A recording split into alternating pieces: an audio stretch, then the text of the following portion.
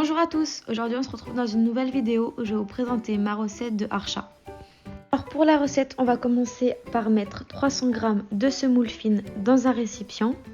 Bon, alors je vais vous raconter un petit peu l'histoire de la harcha. La harcha en fait c'est une galette marocaine avec de base de la semoule fine. Ça peut se manger avec du miel et du beurre ou alors encore du fromage frais et du miel ou encore avec de l'huile d'olive. Voilà, les Marocains le mangent de multiples façons. Ensuite, pour la recette, on vient ajouter un sachet de levure chimique. On va ensuite mettre une grosse cuillère à soupe de sucre en poudre.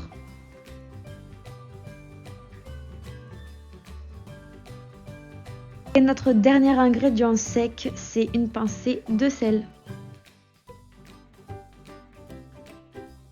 Bien mélanger et on va essayer d'enlever tous les grumeaux qu'il pourrait y avoir dans notre levure.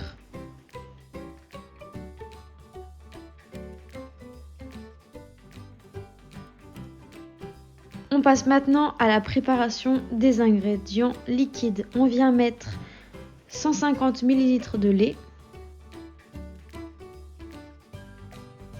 Il va falloir faire fondre 100 g de beurre qu'on va ensuite bien mélanger et ajouter dans notre préparation.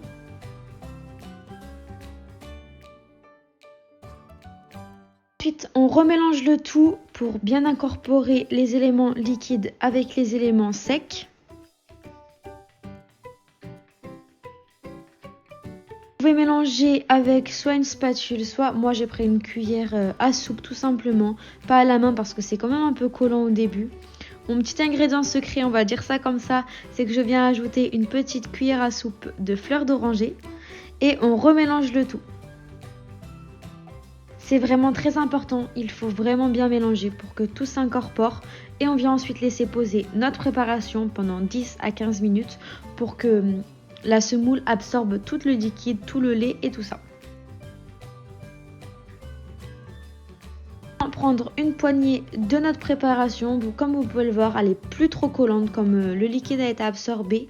On met de la semoule fine sur notre plan de travail et on vient placer un rouleau à pâtisserie pour faire des galettes d'environ 1 cm. On va utiliser un emporte-pièce, mais moi je n'en ai pas, du coup j'utilise un verre et comme vous pouvez le voir, ça fait exactement le même rendu. Il faut des galettes à peu près d'1 cm, ça peut aller jusqu'à 1,5 cm mais pas plus ni moins, c'est très important.